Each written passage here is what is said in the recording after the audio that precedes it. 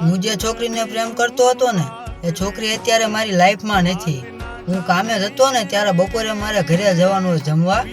તે ટાઈમે હું છે ને એને મેસેજ કરતો ઇન્સ્ટાગ્રામમાં. એ છોકરી ઓનલાઈન હોય એ મારો મેસેજ જોવે, 10-15 મિનિટ થાય ને પછી જવાબ આપતી. ત્યાર સુધી તો એ મારા મેસેજનો જવાબ પણ ના આપતી. અને એનો મેસેજ આવતો ને ત્યારે હું ગમે તેવો કામમાં હોય ને છતાંય પણ હું એના માટે ટાઈમ કાઢીને એની સાથે વાત કરતો હું.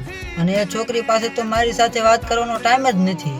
એ છોકરી છે ને એક બીજા છોકરાને બોલાવતી. ત્યારે છે ને હું એને ના પાડતો કે તું એ છોકરાને ના બોલાવીશ, એ છોકરાને તું બોલાવે છે ને એ મને નથી ગમતું.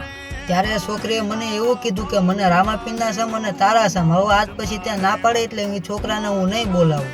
પછી છે ને છોકરી મારા સમ ખાઈને તો પણ એ છોકરાને બોલાવતી. પછી મેં એને પૂછ્યું તે મારા સમ ખાધા તોય તું એને શું કામ બોલાવો છો? ત્યારે મને એવું કીધું કે હવે હું એને નહીં બોલાવું. ફરી એકવાર એને મારા સમ ખાધા. એની ભૂલેથી મેં એને માફ કરી, છતાં પણ એ મારા ફરી વખત સમ ખાઈને એને બોલાવતી. પછી મેં એને ચોખ્ખું કહી દીધું કે તારે એને બોલાવવાનું તો તારે મને નહીં બોલાવવાનું. પછી એને મને એવું કીધું કે હું તો એ છોકરાને બોલાવીશ પણ તને નહીં બોલાવું. તારી હારે આજથી હવે મારે વ્યવહાર કટ. એ છોકરીએ મને એવું કીધું.